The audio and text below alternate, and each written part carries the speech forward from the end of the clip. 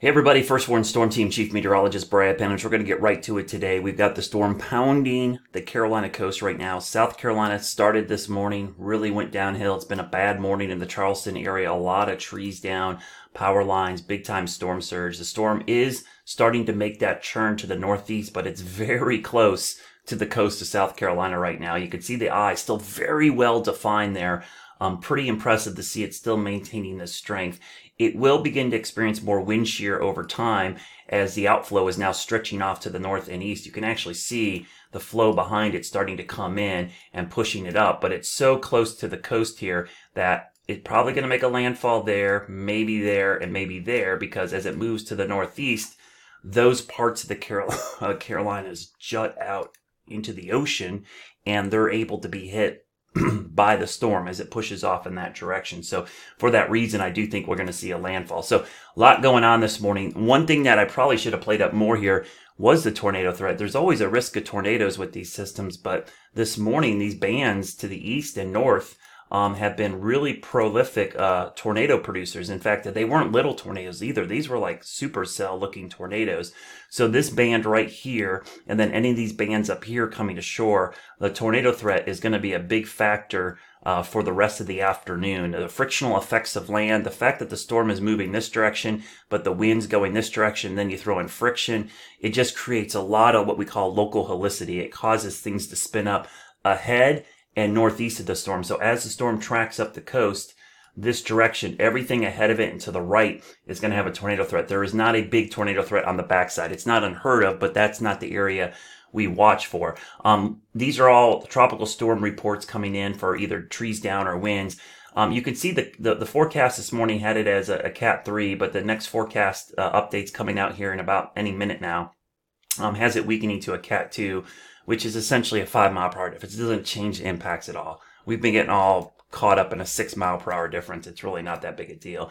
It's going to move northeast. It is picking up speed and eventually could be right about there. I'm just going to show you a different map just to show you that northeast movement.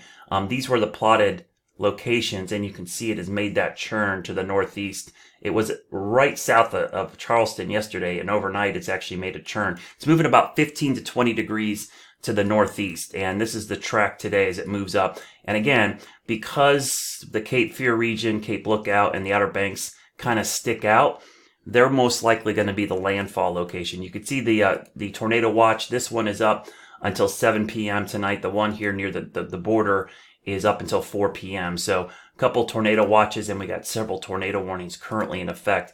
Now, as we go through the day, the surge, pay particular attention to your high tides in your location, because the water's really coming into Myrtle Beach now, and then tonight it's really going to come into the Wilmington area, and then tomorrow morning up here in eastern North Carolina. And I'm going to show you real quickly some of these forecasted let me move the map over here. Forecasted water levels. So you can see the water levels around Pawleys Island today with the high tide today should be really, really high. So high tide today around Pawleys will be bad. Myrtle Beach could be bad as well, down to Georgetown. So these areas, Murrells Inlet, we've got to watch. Now, Bald Head Island, either side, Oak Island looks to have the heaviest surge as well as Ocean Isle, but I think a lot of this is going to be Sound side or intercoastal side.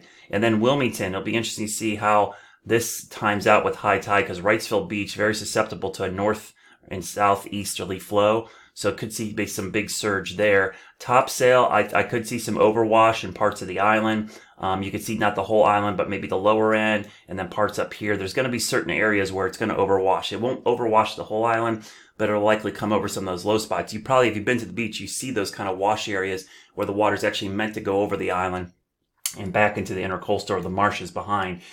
Pretty high surge potential here, Sneed's Ferry, Topsail Island. And then you go north, and this is where you start to see, the lower end to Emerald Isle, some surge, some Swansboro could see some decent surge.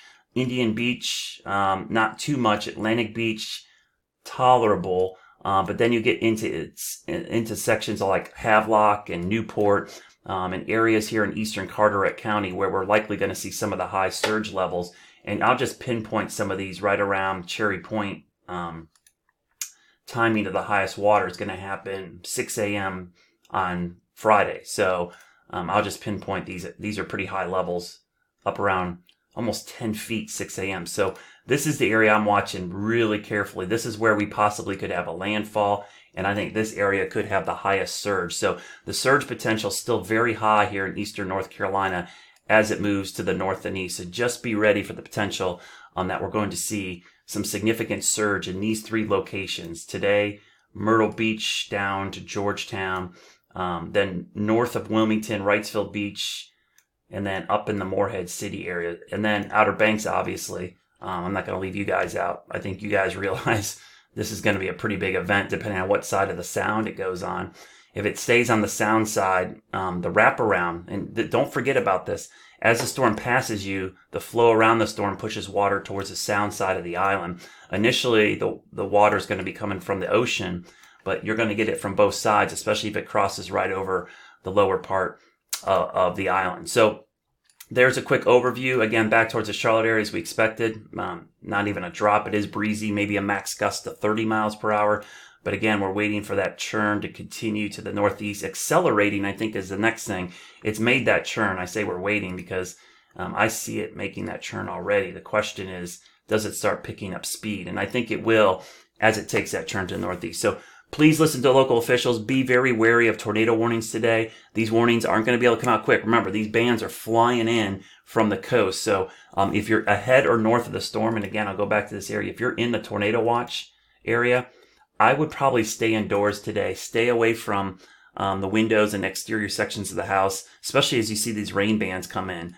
So if you see them come in, just assume there could be a tornado in there as they move through. Those tornadoes, they're very powerful today. These aren't short-lived short-lived, little dinky ones that are weak. They're very strong, and they're lasting, maybe 5-10 minutes as they move in from the coast. Be safe, everybody, and please stay inside until this storm passes.